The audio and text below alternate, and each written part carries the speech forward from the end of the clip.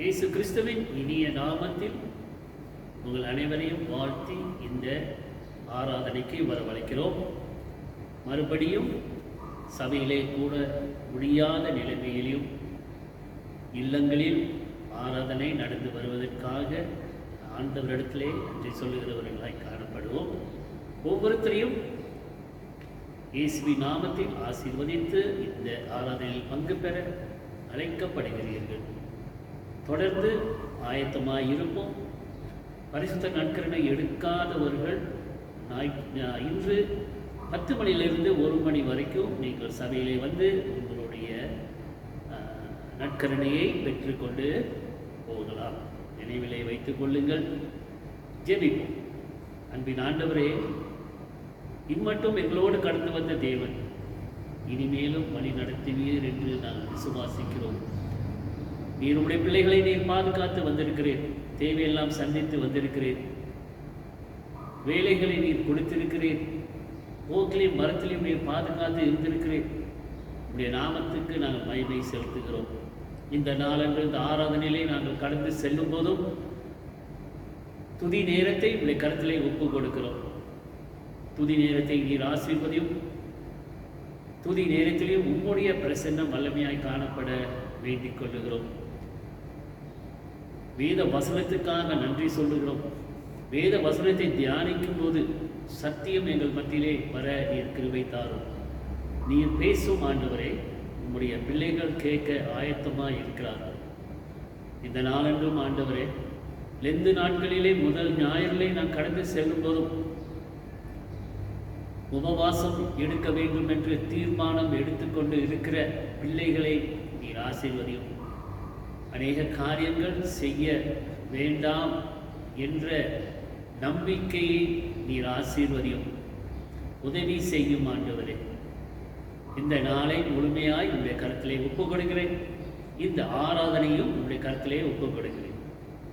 தொடர்ந்து எங்களோடு நீர் கடந்து வாரும். மாறாத இயேசு கிறிஸ்துவின் நாமத்தில் செபிக்கிறேன் ஜீவனுள்ள பிதாவே, ஆமென். நாம் துதி நேரத்துக்குள் ஆயத்தமாய் இருப்போம். துதி நேரத்தை நடத்துகிற மகளோடு ஆண்டவர் சேர்ந்து கொண்டு இந்த துதி நேரம் இந்த நாளன்றும் இந்த ஆராதனைக்கும் ஆசீர்வாதமாய் இருக்கும் என்று விசுவாசித்து தேவனுடைய கருத்திலே ஒப்புக் கொடுத்து கடந்து செல்வோம்.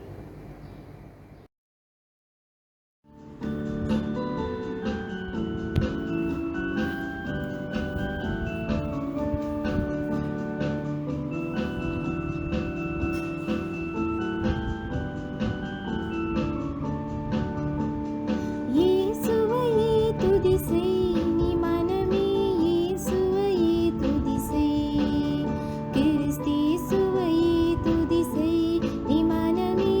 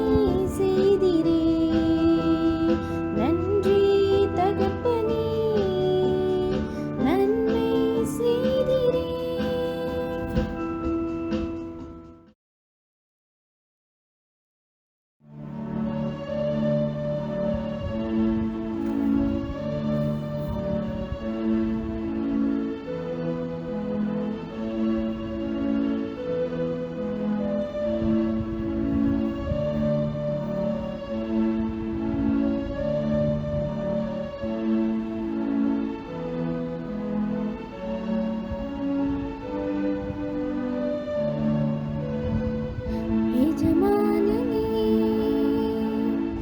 எஜமானனே, உம் சேவைக்காய் என்னை அழைத்தீர். எஜமானனே, எஜமானனே, உம் சேவைக்காய் என்னை அழைத்தீர். அழியும் என் கைகளைக் கொண்டு அழியா உம் ராஜ்யம் கட்ட பைத்தியமான என்னை தெரிந்தெடுத்தீர். அழியும் என் உதடுகள் கொண்டு அழியா உம் வார்த்தையை சொல்ல எத்தனாய் வாழ்ந்த என்னை விரித்தெடுத்தீர். ஆராதிப்பேன் அதை எண்ணியே வாழ்நாளெல்லாம் உம்மை மட்டுமே ஆராதிப்பேன் அதை எண்ணியே வாழ்நாளெல்லாம் உம்மை மட்டுமே ஆராதிப்பேன், ஆராதிப்பேன், ஆராதிப்பேன், ஆராதிப்பேன், ஆராதிப்பேன், ஆராதிப்பேன், ஆராதிப்பேன், ஆராதிப்பேன். என்னில் என்ன நன்மை கண்டீர். என்னை அழைத்து உயர்த்தி வைத்தீர். என்னில் என்ன நன்மை கண்டீர். என்னை அழைத்து உயர்த்தி வைத்தீர். அழியும் என் கைகளைக் கொண்டு அழியா உம் ராஜ்யம் கட்ட பைத்தியமான என்னை தெரிந்தெடுத்தீர். அழியும் என் உதடுகள் கொண்டு அழியா உம் வார்த்தையை சொல்ல எத்தனாய் வாழ்ந்த என்னை பிரித்தெடுத்தீர். ஆராதிப்பேன் அதை எண்ணியே வாழ்நாளெல்லாம் உம்மை மட்டுமே ஆராதிப்பேன் அதை எண்ணியே வாழ்நாளெல்லாம் உம்மை மட்டுமே ஆராதிப்பேன், ஆராதிப்பேன், ஆராதிப்பேன், ஆராதிப்பேன், ஆராதிப்பேன், ஆராதிப்பேன்,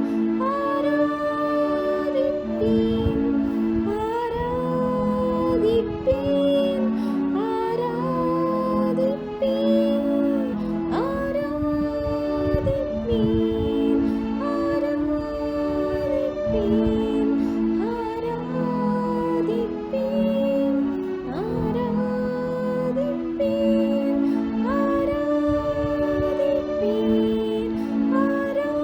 ஆராதிப்பேன், ஆராதிப்பேன், ஆராதிப்பேன்.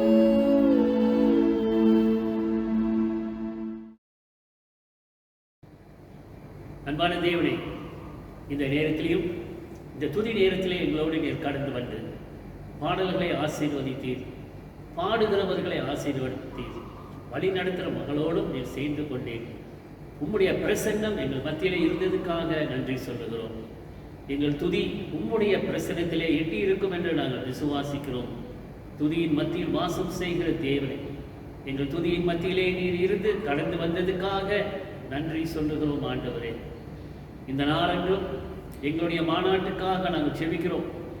எங்களுடைய அத்தியட்சர், எங்களுடைய டிஏசி அத்தியட்சர் ஒவ்வொருத்தருக்காக நாங்கள் ஜெபிக்கிறோம். போதகர்களுக்காக ஜெபிக்கிறோம். சபை விசுவாசிகளுக்காக ஜெபிக்கிறோம். இன்னும் ஆண்டவரே, இந்த மாநாட்டிலே அநேக ஊழியங்கள் செய்து வருகிற பிள்ளைகளையும் உங்களுடைய கருத்திலே ஒப்புக் கொடுக்கிறோம் ஆண்டவரே. தொடர்ந்து நீர் ஆசீர்வதிக்க வேண்டும் என்று வேண்டிக் கொள்ளுகிறோம். திட்டங்களை ஆண்டவரே நீர் ஆசீர்வதியும். திட்டங்களை எடுத்து நாங்கள் செய்யும் போதும் உம்முடைய ஞானத்திலே எங்களை நீர் வழி நடத்த ஒப்புக் கொடுக்கிறோம் ஆண்டவரே. எங்களுடைய டிஏசி அட்வீச்சருக்காக, பிஷப்காக நாங்கள் செபிக்கிறோம். அவர் எடுத்திருக்கிற ஒவ்வொரு முயற்சிகளையும் நீர் ஆசீர்வதியும். அவரையும் அவர் குடும்பங்களையும் பிள்ளைகளையும் நீர் ஆசீர்வதியும். இந்த பொறுப்பிலே அவர் கடந்து செல்லும் போதும் உம்முடைய பலன் அவரோடு இருக்கட்டும். பரிசுத்த ஆவியினுடைய ஞானம் அவரோடு இருக்கட்டும். தொடர்ந்து இந்த டிஏசியை ஆண்டவரே பெரிய ஒரு நிலைமைக்கு கொண்டு வர எங்கள் பிஷப்பை நீர் பயன்படுத்த வேண்டிக் கொள்ளுகிறோம் ஆண்டவரே. இந்த தேசத்துக்காக நாங்கள் ஜெபிக்கிறோம். இந்த தேசம் இங்கே சென்று கொண்டு இருக்கிறது நீர் அறிந்திருக்கிறீர் ஆண்டவரே. ஒரு பயம் இல்லாமல் ஆண்டவரை நிறைய கொள்ளையடிக்கிறவர்கள் இருக்கிறதை நாம் பார்க்கிறோம் ஆண்டவரை. நீர் மாத்திரம் அவர்களோடு இடைப்பட முடியும் என்று விசுவாசிக்கிறோம் ஆண்டவரே. தொடர்ந்து நீதியும் நேர்மையோடும் உம்முடைய பிள்ளைகள் இந்த தேசத்தை ஆளுகை செய்ய நீர் கிருபை தாரும். நீர் மாத்திரம் மெய்யான தேவன் என்று அறிந்து இந்த தேசத்திலே ஒரு எழுப்புதலை நீர் உண்டு பண்ண நாங்கள் செபிக்கிறோம். கொரோனா வைரஸுக்காக நாங்கள் செபிக்கிறோம். இன்னும் அநேகர் பாதிக்கப்படுகிறதை நாங்கள் அறிகிறோம் ஆண்டவரே. வேக்சின் கிடைத்திருக்கு என்று சொல்லுகிறார்கள். ஆனாலும் ஆண்டவரை, இந்த தேசத்திலே இன்னும் அந்த வேக்சின்கள் பயன்படுத்தாமல் இருக்கிறதை நாங்கள் பார்க்கிறோம் ஆண்டவரே. give them a sense of urgency. அநேகர் மறித்து கொண்டு இருக்கிறதை நாம் பார்க்கிறோம். ஆனால் எல்லாம் தாமதம் ஆக்கிக்கொண்டே இருக்கிறதை நாங்கள் அறிகிறோம் ஆண்டவரே. ஒரு பொறுப்பு உணர்வை இந்த மந்திரிகளுக்கு நீர் கொடுத்து ஆண்டவரே, ஜனங்களை முதலாவது முன்வைத்து அவர்களுடைய தேவையை சந்திக்கிற ஒரு தன்மையை நீர் உண்டு பண்ண வேண்டும் என்று வேண்டிக் கொள்ளுகிறோம். நீதி காணப்பட வேண்டும், நேர்மை காணப்பட வேண்டும், மதவெறி ஒளிந்து போக வேண்டும், இனவெறி ஒளிந்து போக வேண்டும். எல்லாமே ஆண்டவர் உண்டு பண்ணின மக்கள், ஜனங்கள் என்று அறிந்து நான் மேலானவன் நீ கீழானவன் என்று சொல்லுகிற இந்த மந்திரிகளை ஆண்டவரை நீர் எடுத்து போட்டு இந்த தேசத்தில் ஒரு ஒற்றுமையின் ஆவியை நீர் தர வேண்டும் என்று ஜெபிக்கிறோம் ஆண்டவரே. இந்த நாளுக்காக நாங்கள் வேண்டிக் கொள்ளுகிறோம். எங்கள் சிசிஎம்முக்காக நாங்கள் ஜெபிக்கிறோம். டாக்டர் ஹெர்பர்ட் சாஸ்திரிக்காக நாங்கள் ஜெபிக்கிறோம். அவர் சபையிலே ஆராதனையை மறுபடியும் கொண்டு வர எடுக்கிற முயற்சிகளை நீர் கண்ணோக்கி பார்த்து அரசாங்கத்தோடு பேசுகிற காரியங்கள் நல்ல விதமாய் நடந்து முடிக்க நீர் கிருபை தாரும். அவரையும் அவருடைய குடும்பத்தையும் அவருடைய ஊழியத்தையும் நீர் ஆசீர்வதிக்க வேண்டிக் கொள்ளுகிறோம். எங்கள் சபை மக்களுக்காக நாங்கள் ஜெபிக்கிறோம். தலைவர்களுக்காக நாங்கள் ஜெபிக்கிறோம். இன்னும் நாங்கள் ஒன்றும் செய்ய முடியாத நிலைமையிலே இருக்கும் போதும் ஆண்டவரே, ஆவிக்குரிய வீதியிலே பின்தங்காமல் நீர் பாதுகாத்து கொள்ளும். உமக்கு சித்தமானால் அடுத்த வாரம் ஒரு சிறிதளவிலே சபையிலே ஆராதனையை செய்ய நீர் எங்களுக்கு வழியை திறந்து கொடுக்க வேண்டும் என்று வேண்டிக் கொள்ளுகிறோம் ஆண்டவரே. இந்த நாளை உங்களுடைய கருத்திலே நாங்கள் ஒப்புக் கொடுக்கிறோம். செவ்வாய்க்கிழமை நடக்கப் போகிற எங்களுடைய முதல் லோக்கல் கான்ஃபரன்ஸுக்காக நாங்கள் வருகிறோம் ஆண்டவரை. நாங்கள் ஜூம் வழியாக இந்த மீட்டிங்கை நாங்கள் செய்யும் போதும் ஆண்டவரே, எங்களுக்கு உங்களுடைய ஞானத்தை நீர் தாரும். எங்கள் டிஎஸ்ஸுக்காக நாங்கள் ஜெபிக்கிறோம். அவரையும் ஆண்டவரே, குடும்பத்தையும் நீர் தாங்கி வழி நடத்த வேண்டிக் கொள்ளுகிறோம். பொறுப்படுத்திக் கொள்ளும் ஆண்டவரே. மாறாத இயேசு கிறிஸ்துவின் நாமத்தில் ஜெபிக்கிறேன் ஜீவனுள்ள பிதாவே, ஆமென். கர்த்தர் சொல்லிக் கொடுத்த ஜெபத்தை நாம் அறிக்கை செய்வோம். பரமனில் இருக்கிற எங்கள் பிதாவே, உடைய நாமம் பரிசுத்தப்படுவதாக, உடைய ராஜ்யம் வருவதாக, உடைய சித்தம் பரமணத்திலே செய்யப்படுவது போல பூமியிலேயும் செய்யப்படுவதாக. அன்றனோட ஆகாரத்தை எங்களுக்கு தாரும். எங்களுக்கு விரோதமாய் குற்றம் செய்வர்களுக்கு நாங்கள் மன்னிக்கிறது போல எங்கள் குற்றங்களை எங்களுக்கு மன்னி, எங்களை சோதனைகள் பிரவேசிக்க பண்ணாமல் தீமையிலிருந்து ரசித்துக் கொள்ளும். ராஜ்யம், வல்லமையும் மகிமையும் என்றென்றைக்கும் உம்முடையவைகளே. ஆமென். கர்த்தருக்குள் பிரியமானவர்களே, இன்று தியானத்துக்கென்று தெரிந்து கொள்ளப்பட்ட வேத பாகம் மத்தேயு எழுதின சுவிசேஷம் 4வது அதிகாரம் முதல் 11 வசனங்கள். மத்தேயு 4வது அதிகாரம். அப்பொழுது இயேசு பிசாசினால் சோதிக்கப்படுவதற்கு ஆவியினாலே வனாந்தரத்துக்கு கொண்டு போகப்பட்டார். அவர் இரவும் பகலும் 40 நாள் உபவாசித்திருந்த பின்பு அவருக்கு பசி உண்டாயிற்று. அப்பொழுது சோதனைக்காரன் அவரிடத்தில் வந்து, நீர் தேவனுடைய குமாரனானால் இந்த கல்களை அப்பங்கள் ஆக்கும்படி சொல்லும் என்றார். அவர் பிரதியுத்தரமான ஆக, மனுஷன் அப்பத்தினாலே மாத்திரமல்ல, தேவனுடைய வாயிலிருந்து புறப்படுகிற ஒவ்வொரு வார்த்தையினாலும் பிழைப்பான் என்று எழுதியிருக்கிறதே என்றார். அப்பொழுது பிசாசு அவரை பரிசுத்த நகரத்துக்கு கொண்டு போய் தேவ ஆலயத்து உப்பிரிகையின் மேல் அவரை நிறுத்தி, நீர் தேவனுடைய குமாரனானால் தாழக்குரியும், ஏனென்றால் தம்முடைய தூதர்கள் உம்மை குறித்து கட்டளையிடுவார். உமது பாதம் கல்லில் இடராதபடிக்கு அவர்கள் உம்மை கையில் ஏந்தி கொண்டு போவார்கள் என்பதாய் எழுதியிருக்கிறது என்று சொன்னார். அதற்கு இயேசு, உன் தேவனாகிய கர்த்தரை பரீட்சை பாராதிப்பாயாக என்று எழுதியிருக்கிறதே என்றார். மறுபடியும் பிசாசு அவரை மிகவும் உயர்ந்த மலையின் மேல் கொண்டு போய் உலகத்தின் சகல ராஜ்யங்களையும் அவைகளின் மகிமையையும் அவருக்கு காண்பித்து, நீர் சஷ்டாங்கமாய் விழுந்து என்னை பணிந்து கொண்டால் இவைகளை எல்லாம் உமக்கு தருவேன் என்று சொன்னார். அப்பொழுது இயேசு, அப்பாலே போ சாத்தானே, என் தேவனாகிய கர்த்தரை பணிந்து கொண்டு அவர் ஒருவருக்கே ஆராதனை செய்வாயாக என்று எழுதியிருக்கிறதே என்றார். அப்பொழுது பிசாசானவன் அவரை விட்டு விலகி போனான். உடனே தேவ தூதர்கள் வந்து அவருக்கு பணிவிடை செய்தார்கள். இது கர்த்தருடைய வசனம். Today's Bible reading for meditation is taken from the Gospel of Matthew chapter 4, the first 11 verses.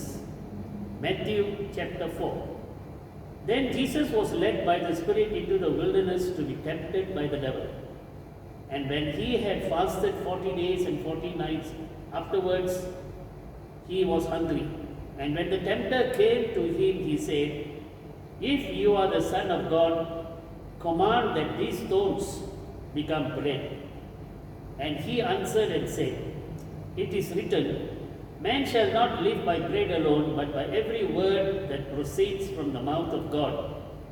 Then the devil took him up into the holy city, set him on the pinnacle of the temple, and said to him, if you are the Son of God, throw yourself down, for it is written, he shall give his angels charge over you, and in their hands they shall bear you up, lest you dash your foot against a stone. And Jesus said to him, it is written again, you shall not tempt the Lord your God. Again the devil took him up on an exceedingly high mountain and showed him all the kingdoms of the world and their glory. And he said to him, all these things I will give you, if you will fall down and worship me. Then Jesus said to him, away with you, Satan, for it is written, you shall worship the Lord your God, and him only you shall serve. Then the devil left him, and behold, angels came and ministered unto him. This is the word of the Lord. May God bless his words. கர்த்தருக்குள் பிரியமானவர்களே, இந்த விசேஷமான நாளன்றும் இந்த length காலங்களிலே முதல் ஞாயிறிலே நாம் கடந்து செல்லும் போதும் அநேகர் உபவாசம் எடுக்கணும், வேதத்தை படிக்கணும், ஜெபம் பண்ணணும், மற்றவர்களுக்கு கொடுக்கணும் என்ற தீர்மானங்களை நீங்கள் எடுத்திருக்கிறீர்கள் என்று நான் விசுவாசிக்கிறேன். ஆனாலும் சோதிக்கிறவன் நம்மளுடைய சிந்தையை திசை திருப்புகிறவனாய் காணப்படுகிறான். அப்படியா இருக்கும்போது நாம் என்ன செய்ய வேண்டும்? இயேசுவுக்கே இந்த மாதிரி ஒரு சோதனை வந்துச்சுன்னா நாம் எம்மாத்திரம்? இந்த காரியத்தை குறித்து நாம் தியானிக்கும் போது தேவன் நம்மளோடு இடைப்பட வேண்டும் என்று வேண்டிக் கொள்வோம். அன்பின் ஆண்டவரே, இந்த வசனங்களுக்காக நன்றி சொல்லுகிறோம். இந்த வசனங்களை தியானிக்கும் போது எங்களோடு நீர் பேசும். எங்களுக்கும் இந்த லெந்து காலங்களிலே எடுத்த தீர்மானங்களுக்கு விரோதமாக சாத்தான் எழும்பிக் கொண்டு வருகிறதை நாங்கள் பார்க்கிறோம். ஆனாலும் எப்படி நீர் சாத்தானை மேற்கொண்டீரோ அவ்விதமாக நாங்களும் சாத்தானை மேற்கொள்ளுகிறதற்கு உம்முடைய பலனையும் ஞானத்தையும் நீ தர வேண்டும் என்று வேண்டிக் கொள்ளுகிறோம். இந்த நேரத்தை உங்களுடைய கருத்திலே ஒப்புக் கொடுக்கிறேன். அடியை நம்முடைய கருத்திலே ஒப்புக் கொடுக்கிறேன். என் வாயின் வார்த்தைகளும் இருதயத்தின் தியானம் உம்முடைய சமூகத்திலே பிரீதியாக இருப்பதாக. ஆமென். இந்த பாகத்தை நாம் தியானிக்கும் போது ஒரு கதையை நான் சொல்லிட்டு ஆரம்பிக்கிறேன். ஒரு சிறுவன் இருந்தான். அவனுடைய தகப்பனார் இறந்து போனார். அவரிடத்துல ஒரு சின்ன ஃபார்ம், இந்த ஆடு மாடு வளர்ப்பாங்களே அந்த மாதிரி ஒரு இடம் அவரிடத்துல இருந்தது. அப்போ அப்பா இறந்த பிறகு இந்த ஃபார்ம் இவருடைய கைக்கு வந்துச்சு. அப்போ இந்த சிறுவன் என்ன செய்யறான், சிந்திச்சு பார்த்து இது ரொம்ப சின்னதா இருக்கு, இதை என்ன செய்யணும், பெருசா ஆக்கணும் அப்படின்ட்டு யோசித்து கொண்டு இருக்கிற நேரத்தில் ஒரு நல்ல ஒரு சட்டையை போட்டுக்கிட்டு ஒருத்தர் வந்தார்.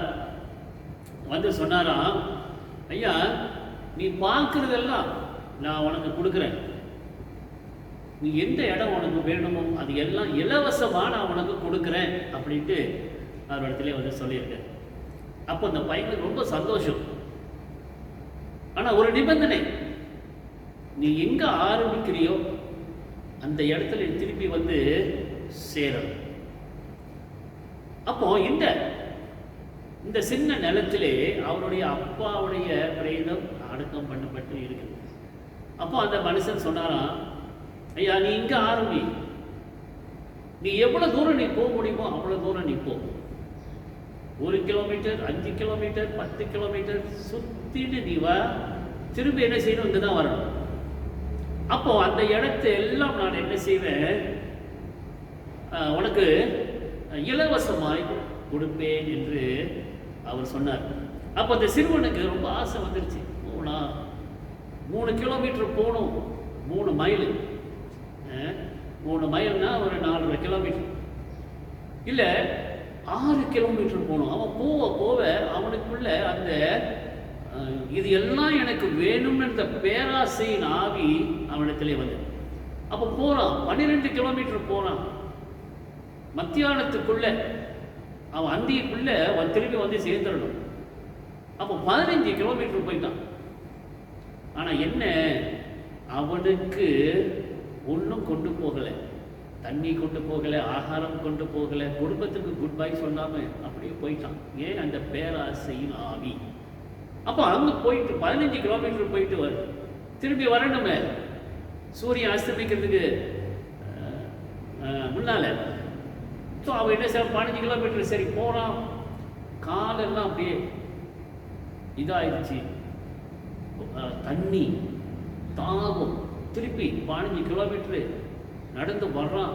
இன்னும் கொஞ்சம் தூரம் தான் இருக்கு, திருப்பி சேர்ந்துருமே. அந்த மனுஷன் நிற்கிறாரு. வர்றான், கடைசியில் உள்ள பலனை வச்சு அப்படி இப்படின்ட்டு சேர்ந்துட்டார். சேர்ந்து உடனே கீழே விழுந்து செத்து போயிட்டார். பாருங்க, பேராசையினால். அப்போ இந்த நல்லா ஒழுங்கு சட்டை போட்டுக்கிட்டார்ல, அவரு சொன்னார், நான் எவ்வளோ வேணாலும் எடுத்துக்க சொன்னேனே, ஆனால் இவன் இவ்வளோ தூரம் சுற்றிட்டு வந்துட்டு இங்கே செத்து போயிட்டானே. அப்போ அவனுக்கு சொந்தமானது என்ன, 6 அடி பை 2 அடி அப்பாவோட பக்கத்திலே இருக்கிறான். பேராசை. இந்த மனுஷன் இந்த நல்லா ட்ரெஸ் பண்ணானே, என்னுடைய வார்த்தையை நான் காப்பாற்றிட்டேன் அப்படின்னு சொல்லிட்டு காணா போயிட்டார். அவருடைய பேர் என்ன தெரியுமா? மரணம், டெத்.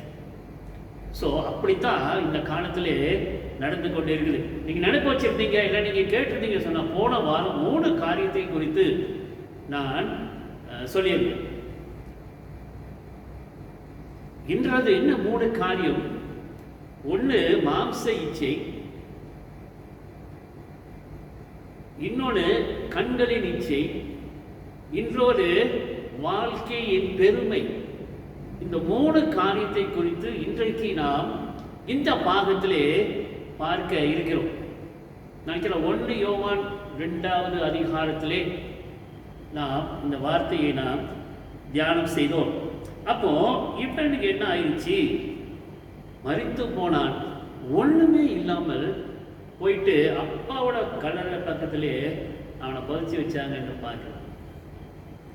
இயேசு கிறிஸ்து ஆண்டவரே சோதனைக்குள் சென்றார் என்று பார்க்கும்போது நாம் எம்மாத்திரம்? தேவன் உண்மையாகவே சோதனையை அனுமதிக்கிறார், ஆனால் அவர் அதை உண்டு பண்ணுறது இல்லை. ஆனாலும் அந்த சோதனையை மேற்கொள்ளுகிறதுக்கு திராணிக்கு மேலாக சோதிக்கவும் மாட்டார் என்று வேதம் சொல்லுகிறது. அப்போ இயேசு கிறிஸ்துவே சோதனைக்குள் கடந்து சென்றார் என்றால் நாம் எம்மாத்திரமாய் இருப்போம்.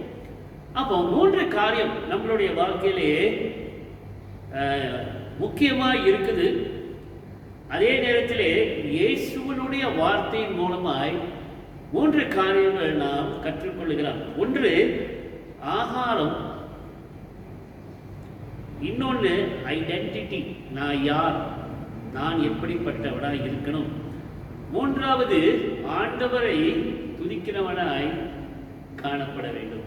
அப்போ இந்த மாம்சத்தின் இச்சை, கண்களின் இச்சை, உலகத்தின் பெருமை, இந்த 3 காரியங்களும் இந்த பாகத்திலே சுருக்கமாக நாம் பார்த்து செல்ல இருக்கிறோம். இந்த காலத்திலே எத்தனை பேர் உபவாசம் எடுத்திருக்கிறாங்க தெரியாது. உபவாசம் எடுத்தால் என்ன? ஆகாரம் சாப்பிட மாட்டாங்க, ஆனால் தண்ணி என்ன செய்யணும்? குடிச்சிக்கிட்டே இருக்கணும். இஃப் ஐ எம் ராங், 3 நாளைக்கு மேலே தண்ணி குடிக்கல அப்படின்னு சொன்னால் நம்மளுக்கு ரொம்ப ஒரு சரீரத்துக்கு ஒரு பாதிப்பு. ஏன்? நம்ம சரீரமே 70% தண்ணியாக தான் இருக்கு. ஸோ தண்ணி குடிக்கிறத ஒன்றே விட்டுறாதீங்க. இயேசு கிறிஸ்து செய்கிற எல்லா காரியத்தையும் நம்மளும் செய்ய முடியாது. அவர் தேவகுமாரன் என்று வேதம் சொல்லுகிறது. அவருடைய வல்லமை எங்கேயோ இருக்குது. அதனாலே என்ன செய்யறாங்க? என்ன சொல்லப்பட்டிருக்குது? பசியா இருந்தார் என்று சொல்லுது, தாகமா இருந்தார் என்று சொல்லுது. தண்ணி அருந்தி இருப்பாரு, இல்ல தண்ணி அருந்தாமல் இருந்திருப்பாரு, நம்மளுக்கு தெரியாது. வேதம் அதை குறித்து சொல்லவில்லை. ஸோ 40 நாள் முடிஞ்ச உடனே அவருடைய சிந்தை எப்படியாய் இருக்கும்? பாவம் செய்யறதற்கு தோதுவாய் இருக்கும் என்று நான் விசுவாசிக்கிறேன்.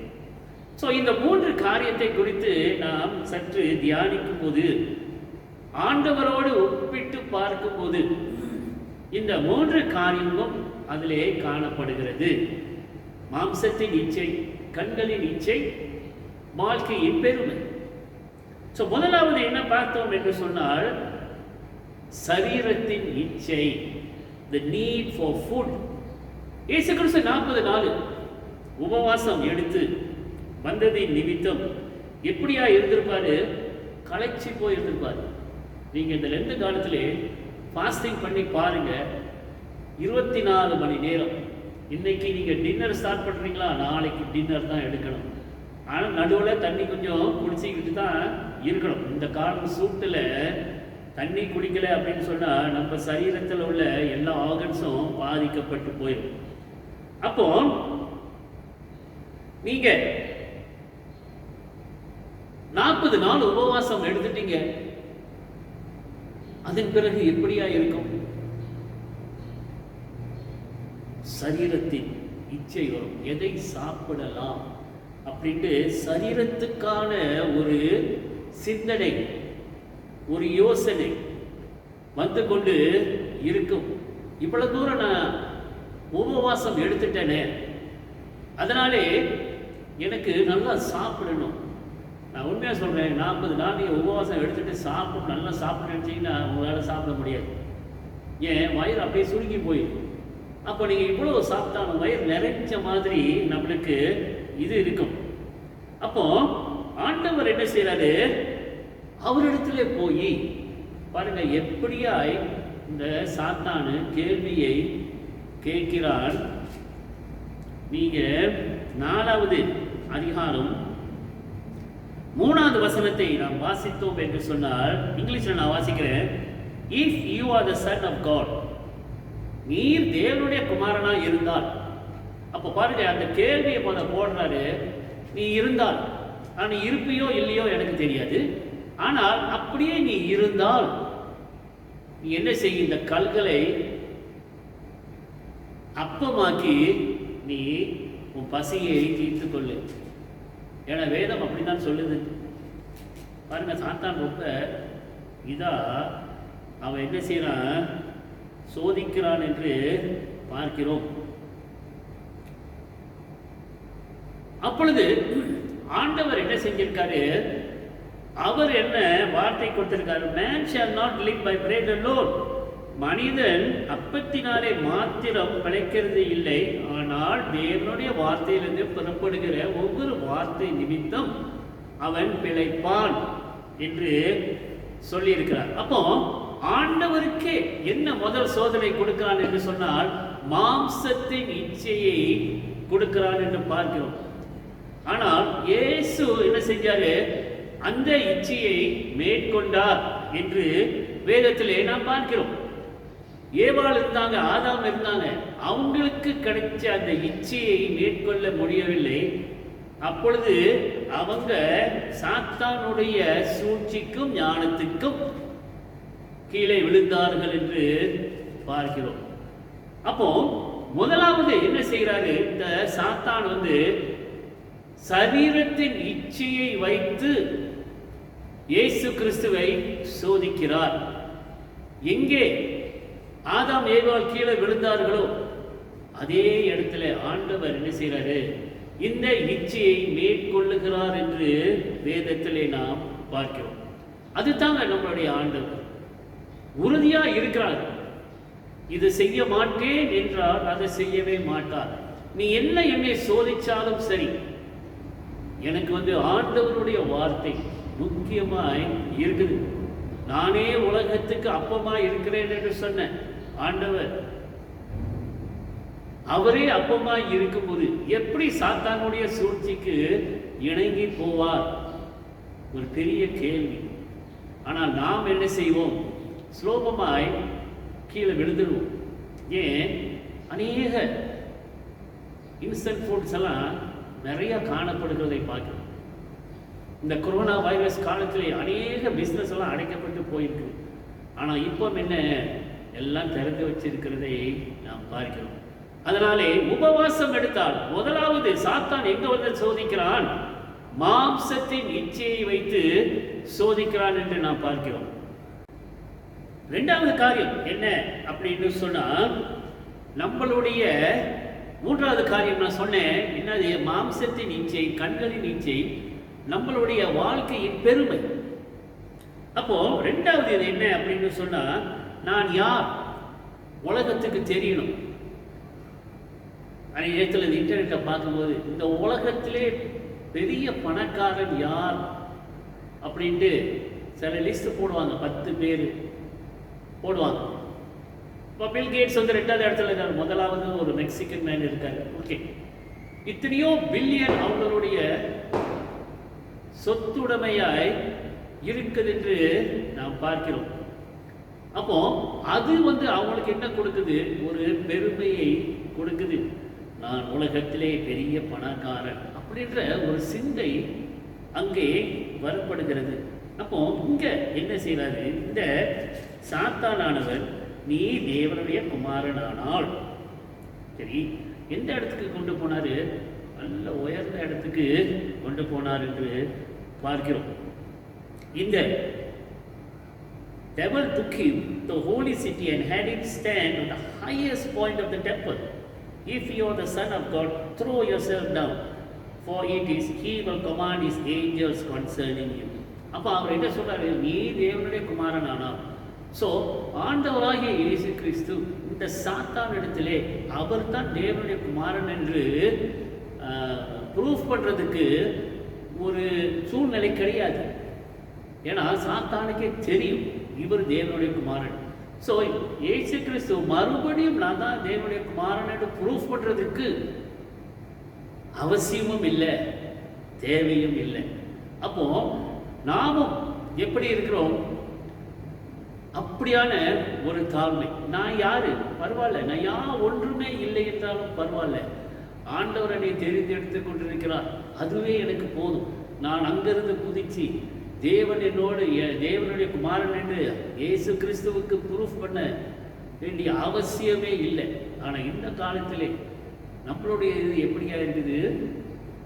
உலகத்துக்கு நான் யார் என்று கற்று, எனக்கு இவ்வளவு பணம் இருக்கு, இவ்வளவு சொத்து இருக்கு, இவ்வளவு அதிகாரம் இருக்கு அப்படின்னு சொல்லிட்டு அலைந்து திரிந்து கொண்டிருக்கிற அநேகர் இருக்கிறாங்க.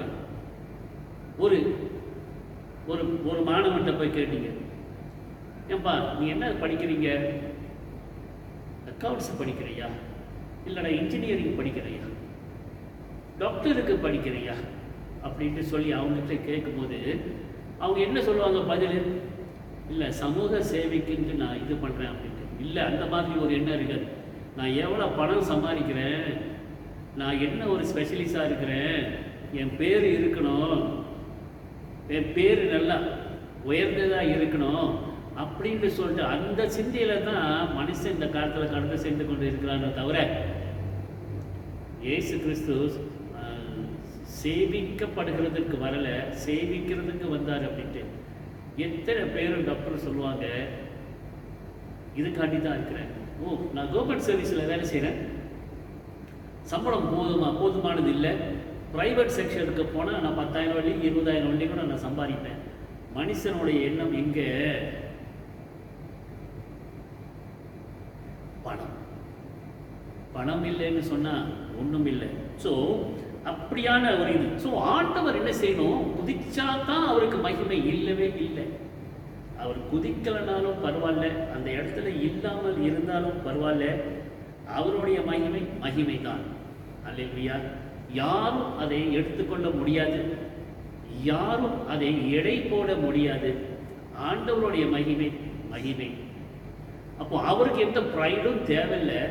மனுஷனுக்கு உலகத்தில் பெருமை தேவையா இருக்குது, ஆனால் ஆண்டவருக்கு என்ன செய்யுது?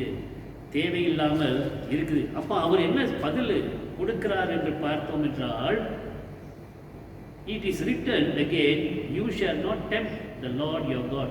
உன்னுடைய தேவனை என்ன செய்யாத, நீ பரீட்சை பாராதிருப்பாயாக அப்படின்னு சொல்லிட்டு சாத்தானுக்கு பதில் கொடுக்கிறதை நாம் பார்க்கிறோம். மூன்றாவது காரியம் என்ன அப்படின்னு சொன்னா, கண்களின் இச்சை. முதலாவது சரீரத்தின் இச்சையை பார்த்தோம், மாம்சத்தின் இச்சையை பார்த்தோம். ரெண்டாவது பெருமை இருக்கணும் அப்படின்ற ஒரு சிந்தை சாத்தான் நம்மளுக்கும் கொடுக்கிறாரு. மூன்றாவது காரியம் என்னன்னு சொன்னால் கண்களின் இச்சை. நம்ம என்ன செய்யணும்? ஆண்டவர் தான் துதிக்கணுமோ தவிர இந்த சாத்தானை போய் துதிக்கிறதுக்கு ஆண்டவர் நம்மளை கிரியேட் பண்ணவே இல்லை. அப்போ ஆண்டவரத்திலே என்ன போய் சொல்றான்? நீங்க 8வது வசனத்தை மறுபடியும் சாத்தானானவன் இயேசு கிறிஸ்துவை உயர்ந்த ஒரு மலைக்கு கொண்டு போறான். என்ன செய்யறான்? காட்டிட்டு showed him all the kingdoms of the world. பாருங்க, கண்ணினுடைய இச்சையை அவன் இயேசு மேலே பயன்படுத்துறான். என்ன செய்யறான்? மலை மேலே கொண்டு போயிட்டு பார்க்க வைக்கிறான். அப்படின்னா அந்த கண்களுக்கு இச்சையான காரியத்தை செய்கிறான். இந்த உலகத்தில் உள்ள எல்லா காரியத்தையும் அவன் பார்த்து விட்டு கடைசியா என்ன சொல்றான், நீர் ஆல் தீஸ் திங் என்ன செய்வேன், இதை எல்லாம் நான் உனக்கு கொடுப்பேன், நீ என்ன செய்யணும், சஷ்டாங்கமாய் கீழே விழுந்து என்னை பணிந்து கொள்ளணும் அப்படின்னு சொல்றான். ஸோ இந்த கண்களின் இச்சையை வைத்து இந்த உலகத்தின் ராஜ்யங்கள் எல்லாம் காட்டி இயேசு கிறிஸ்துவுக்கு இதை நான் கொடுக்குறேன், நீ என்ன செய்யணும், என்னை நீ பணிந்து கொள்ளணும் அப்படின்ற ஒரு சோதனையை கொடுக்கிறான் என்று பார்க்கிறோம். அப்போ நம்மளுக்கு என்ன செய்வார், சாத்தானானவர் அப்படியே உலகத்தில் உள்ள மகிமை, இவர் பாரு எப்படி வாழ்ந்து வருகிறாரு, இவர் பாரு மாம்சத்தின் இச்சையும் வைத்துக்கொண்டு வாழ்க்கையின் பெருமையை வச்சு கொண்டு இப்படி இருக்கிறாரே பாரு, இதையும் நான் என்ன செய்வேன், நான் உனக்கு செய்வேன், ஆனால் நீ என்ன செய்ய, நான் சொல்கிற காரியத்தை, சாத்தான் செய்கிற காரியத்தை நீ சாத்தானுடைய சிஷியனா இரு அப்படின்னு சொல்லிட்டு சோதிக்கிறதை, அதுதான் நம்ம நாட்களிலே நடந்து கொண்டு வருகிறதை நாம் பார்க்கிறோம். சிலர் ஒப்புக்கொள்வீங்க, சிலர் ஒப்புக்கொள்ள மாட்டீங்க. ஆண்டவருடைய வார்த்தை அப்படிதான். அப்போ அப்படியாய் இருக்கும்போது என்ன வேணும், நம்மளுக்கு சொகுசான ஒரு வாழ்க்கை வேணும். அப்போ இந்த கண்களின் இச்சையை வைத்து தவறான காரியங்களை செய்வதற்கு சாத்தான் என்ன செய்கிறான், சோதிக்கிறான். இல்லை, அவனுடைய திட்டம் இப்படியாய்த்தான் இருக்கும் என்று நாம் அறிந்து கொள்ள வேண்டும். அப்போ ஆண்டவர் அறிந்து கொண்டாரு, ஐயா அந்த கண்களின் இச்சை எனக்கு தேவையில்லை, என்ன சொல்லியிருப்பாரு, இதெல்லாம் நான் தாயா உண்டு பண்ணினேன், நான் ஏன் உன்கிட்ட நான் உன்னைய பணிந்து கொண்டு இதெல்லாம் நான் பெற்றுக்கொள்ள வேண்டும், இது எல்லாம் என்னுடையது. ஆனால் இப்போ என்ன, உன்னுடைய கண்ட்ரோலில் இருக்குது, நீ கொடுக்க நினைச்சாலும் நீ கொடுக்க முடியாது. ஏன்னா அங்கே உள்ள ஜனங்கள் எப்படி இருப்பாங்க, அப்படியே வணங்க கழுத்துள்ளவர்களாக இருப்பாங்க. நீ அவங்களை திருத்தவே முடியாது, நீ என்கிட்ட கொடுத்தாலும் திருத்த முடியாது அப்படின்ட்டு ஆண்டவர் சொல்லியிருப்பார். நான் நினைச்சு பார்ப்பேன். ஸோ இந்த மாதிரி ஒரு சோதனை வரும்போது ஆண்டவர் எப்படி செய்திருப்பார்? ஆண்டவருக்கு மகிமை தேவையே இல்லை, ஏன்னா அவர் மகிமை உள்ளவர். அவருக்கு ஆகாரமே தேவையில்லை. 40 நாள் உபவாசம் எடுத்தாருன்னு சொன்னால் 40 வருஷம் கூட எடுப்பார். ஏன்னா தேவனுடைய குமாரன், சிருஷ்டித்தவர் அவரை. கண்களின் இச்சை அவருக்கு தேவையில்லை, ஏனென்றால் அவர் தான் எல்லாத்தையும் உண்டு பண்ணினார். ஆனால் நாம் என்ன செய்கிறோம், கண்களின் இச்சையிலே விழுந்து விடுகிறோம். அவங்க வீட்டில் பாரு 60 இன்ச்சு டிவி இருக்கு, எனக்கு பாரு 32 தான் இருக்கு. என்ன வருது, ஒரு கம்பேரிசன், ஒத்து பார்க்குற நிலைமை வருது. நம்மக்கிட்ட உள்ளதிலே நம்மளுக்கு திருப்தியே இல்லை. பார்க்கறது எல்லாம் வேணும், பார்க்கறதெல்லாம் இச்சிக்கணும். அப்படியான சிந்தையுள்ள ஜனங்கள் இந்த காலத்திலே அநேகர் இருக்கிறார்கள் என்று பார்க்கிறோம். அப்போ நம்மளுடைய சிந்தை எப்படியா காணப்படுகிறது, உலகத்தின் உள்ள காரியங்கள் மேலே இச்சையாய் இருக்கிற ஜனங்களாய் காணப்படுகிறோம். ஆனால் இந்த 2 காலங்களிலே கடந்து செல்லும் போது முக்கியமாக என்ன நம்மளுக்கு வரும், மித்தவங்களுக்கெல்லாம் வராது.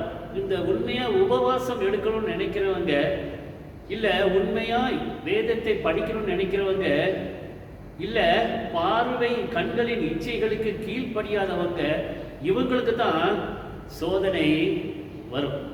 அப்படிப்பட்டவராக இருந்தார் இயேசு கிறிஸ்து. அப்போ மித்தவங்களுக்கு அதெல்லாம் வராது.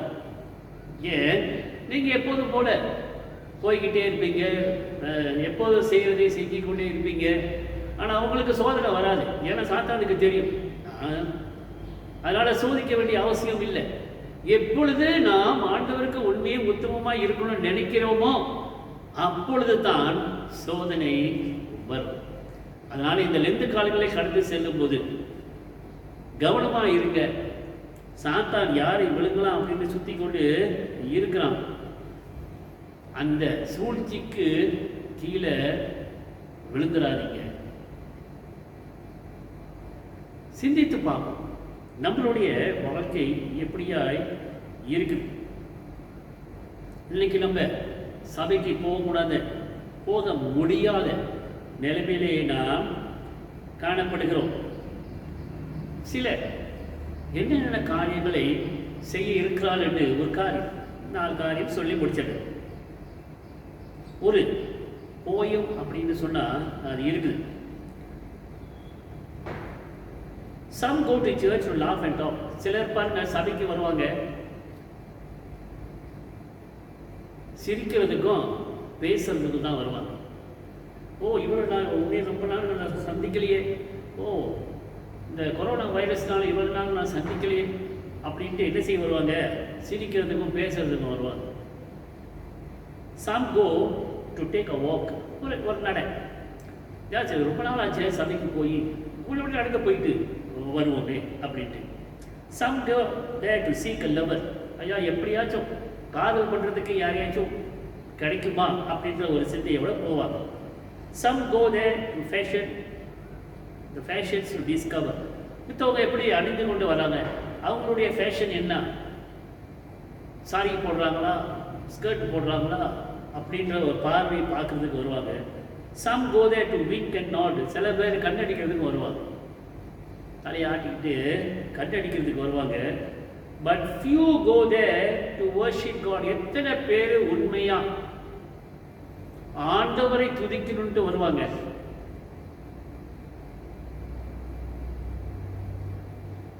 நீங்க தான் சிந்திச்சு பார்த்து இது பண்ணணும். I wonder, why did I go to church? நான் என்னத்துக்கு சபைக்கு போனேன்? அவங்கள பார்த்து பேசுறதுக்கு, கண்ணடிக்கிறதுக்கு, பேசுறதுக்கு, சிரிக்கிறதுக்கு, நடக்கிறதுக்கு. இதுக்காண்டி தான் சபைக்கு போறோமா, இல்லை எதுக்காண்டி சபைக்கு போறோம்? சில பேர் சபையே மறந்துட்டாங்க. சபை இருக்கா, சில நேரத்தில் சொல்லுவேன், என்னை நினைப்பு இருக்கான்னு கேட்பேன். ஆமாம் பாஸ்டர், ஓ நினைப்பு இருக்கா, பார்க்கலையில அதனால தெரியாதுல்ல, இவ்வளோ நேரத்துக்கு மறந்து போயிருப்பீங்களே. இந்த இடத்துல ஒரு சபை ஒன்று இருக்குது, இங்கே ஒரு பாஸ்டர் ஒருத்தர் இருக்காரு, இங்கே இத்தனை அங்கத்தினர் இருக்காங்க, இங்கே இப்படி பில்டிங் இருக்குது அப்படின்னு மறந்து போயிருப்பாங்களே. வாரத்துக்கு ஒரு வாட்டி வந்து என்னது துதிக்கிற மாதிரி ஒரு நாடகத்தை நடிச்சிட்டு போயிடலாம் அப்படின்ட்டு இருக்கிறாங்க. எத்தனை பேர் இருக்காங்க உண்மையாக சபைக்கு வந்து ஆண்டவரை துதிக்கணும்ட்டு? ஓ இந்த பாஸ்டர் இருந்தால் நான் வரமாட்டேன், அந்த லேடி வந்துச்சுன்னா நான் வரமாட்டேன், இந்த லேடி வந்துச்சுன்னா நான் வரமாட்டேன். யாருக்காண்டி சபைக்கு வராங்க? பாஸ்டருக்காண்டியா? இல்லையே, எனக்காண்டி யாரும் சபைக்கு வரவே வேண்டாம். ஆண்டவரை துதிக்கணும்ட்டு வாங்க. ஆண்டவருக்கு எல்லாருடைய சிந்தையும் எண்ணங்களும் நடத்தல்களும் தெரியும். அதனாலே இங்கே ஒரு நாடகம், வெளியே ஒரு நாடகம் ஆடிக்கொண்டு இருந்தீங்கன்னா ஆண்டவருக்கு அதெல்லாம் தெரியும். கவனமாக இருங்க. லெந்து காலங்களை கடந்து செல்லும் போது சில காரியங்களை விட்டு விடுறதாய் காணப்படுங்க. உண்மையாக உங்கள் முயற்சிகளை கர்த்தர் ஆசீர்வதிப்பாராக. ஜெபம் செய்வோம். அன்பின் ஆண்டவரே, இந்த 3 இச்சைகளும் எங்களுடைய வாழ்க்கையை ஆளுகை செய்து கொண்டு இருக்கிறது. நீ அறிந்திருக்கிறேன், உனக்கு தெரியும். ஆனாலும் இந்த லெந்து காலங்களிலே இந்த காரியங்களை மேற்கொள்ள உம்முடைய கிருபை, உம்முடைய ஞானத்தை எங்களுக்கு நீர் தந்து எங்களை தாங்க வேண்டும் என்று வேண்டிக் கொள்ளுகிறோம். உண்மையாக உபவாசம் எடுக்கிற பிள்ளைகளுக்காக நாம் செபிக்கிறோம்.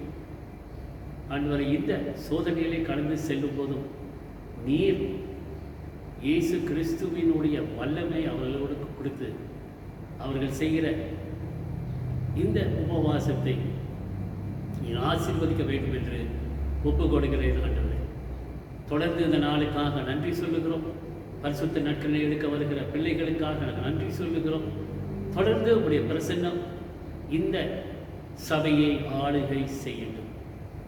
இயேசு கிறிஸ்துவின் நாமத்தில் செபிக்கிறேன், ஜீவனுள்ள பிதாவே, ஆமென். ஆசீர்வாதம் பெற்றுக்கொள்வோம்.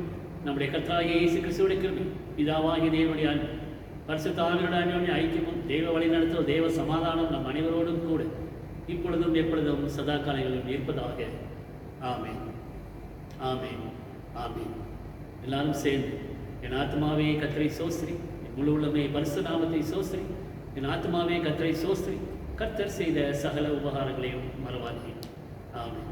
ஷாலோம் அலைக்கும். கர்த்தருடைய சமாதானம் உங்களோடு இருக்க வேண்டும் என்று வேண்டிக் கொள்கிறேன். ஆமென். அறிவிப்புகள். இன்று 10 மணியிலிருந்து 1 மணி வரைக்கும் பரிசுத்த நற்கருணை இந்த மாதம் எடுக்காதவர்கள் வந்து பெற்றுக்கொண்டு செல்ல வேண்டும் என்று வேண்டிக் கொள்கிறேன். 1 மணி வரைக்கும் இந்த சபையிலே நான் இருப்பேன். எடுக்காதவர்கள், பங்கு பெறாதவர்கள் வந்து பங்கு பெற வேண்டும் என்று வேண்டிக் கொள்ளப்படுகிறீர்கள். 2 வாட்டி வர வேண்டாம். ஏன்னா புக்கில் வந்து உங்கள் பேரெல்லாம் இருக்குது, யார் யார் வந்திருக்கிறாங்க அப்படின்னு. மேபி போன வாரம் அதுக்கு முதல் வாரம் வர முடியாத சூழ்நிலையில் இருந்திருக்கலாம். நீங்கள் இந்த ஞாயிற்றுக்கிழமை இன்று வந்து பெற்றுக்கொள்ள வேண்டும் என்று வேண்டிக் கொள்ளப்படுகிறீர்கள். 2வது காரியம், நம்மளுடைய முதல் ஸ்தல மாநாடு வருகிற செவ்வாய்க்கிழமை நடைபெற இருக்கிறது. முதலாவது 8 மணி அப்படின்னு சொல்லப்பட்டது. ஆனால் நம்மளுடைய டிஎஸ்ஓடைய வேண்டுகோள் 7 மணிக்கு ஆரம்பித்து 7:30 மணி 7:40க்குள்ளே முடித்திடணும் அப்படின்ட்டு வேண்டுகோள் விடுத்திருக்கிறார். இல்லை அவருக்கு வேறு எதுவும் ஒரு அப்பாயின்மெண்ட் இருக்குது அப்படின்ட்டு சொல்லியிருக்கிறாரு.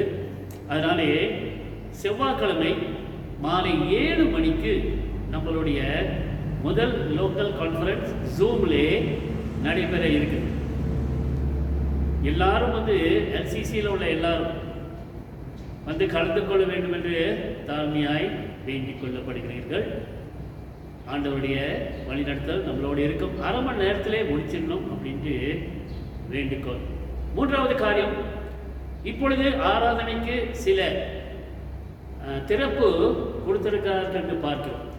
அப்படியாக கன்ஃபார்ம் பண்ணிட்டாங்க அப்படின்னு சொன்னால் அடுத்த வாரம் முந்தி நம்ம செஞ்ச மாதிரி 30 பேர் 2 ஆராதனை செய்ய வேண்டுகோள் விடுத்திருக்கிறேன். நான் நம்மளுடைய வாட்ஸ்அப் குரூப்பில் போட்டு விடுகிறேன். எப்படியாக செய்யப்பட வேண்டும். முதல் ஆராதனை முந்தி மாதிரி 7 மணிக்கு, 2வது ஆராதனை 10 மணிக்கு. சபையிலே 2 மணிக்கு மேலே யாரும் இருக்கக்கூடாது. அதுதான் அரசாங்கத்தின் சட்டம். அதனால் தயவு செய்து ராத்திரி நேரத்திலையா மத்தியான நேரத்திலையா சபைக்கு வர வேண்டாம் என்று வேண்டிக் கொள்ளுகிறேன். ஏன்னால் கவர்மெண்ட் ஒரு சட்டம், அரசாங்கம் ஒரு சட்டம் கொடுத்துச்சு அப்படின்னு சொன்னால் அதை பின்பற்ற வேண்டியது நம்மளுடைய கடமை. நம்ம ராத்திரியில் வரோம், மத்தியானத்துக்கு மேலே வரோம், பக்கத்தில் எஸ்ஓபி இல்லாமல் இருக்கிற நேரத்தில் நம்மளுக்கு தான், சபைக்கு தான் ஆபத்து. அதனாலே கவனம் செலுத்துங்க. அரசாங்கத்தின் வேண்டுகோளுக்கு இணங்கி நடக்கிறது தான் ஒரு கிறிஸ்தவனுடைய கடமையாக இருக்கு. அதனாலே தயவு செய்து 2 மணிக்கு மேலே சபைக்கு வர வேண்டாம் என்று வேண்டிக் கொள்ளுகிறேன். ஞாயிற்றுக்கிழமை 10 மணியிலிருந்து 1 மணி வரைக்கும் பரிசுத்த நற்கருணை கொடுக்கப்படும். எடுக்காதவர்கள் மாத்திரம் வந்து எடுக்க வேண்டும் என்று வேண்டிக் கொள்ளப்படுகிறீர்கள். அடுத்த வாரம் ஆராதனை செய்ய முடியுமா என்று திங்கட்கிழமை நான் வந்து வாட்ஸ்அப் குரூப்பில் போட்டு விடுறேன். அதன் பிறகு எப்படி செய்கிறது அப்படின்ட்டு வழிமுறையும் அதில் நான் சொல்ல இருக்கிறேன். கர்த்தர் உங்களை ஆசீர்வதிப்பாராக. உடம்பை பார்த்து கொள்ளுங்க, சும்மா வெளியே போவாதீங்க, பிள்ளைகளை பார்த்து கொள்ளுங்கள். தொடர்ந்து என்னுடைய பிரசங்கம் உங்களை வழிநடத்த நான் அன்னாலும் ஜெபித்துக் கொண்டு இருக்கிறேன். கர்த்தர் உங்களை பெரிய விதத்திலே ஆசீர்வதிப்பாராக. God bless. Shalom.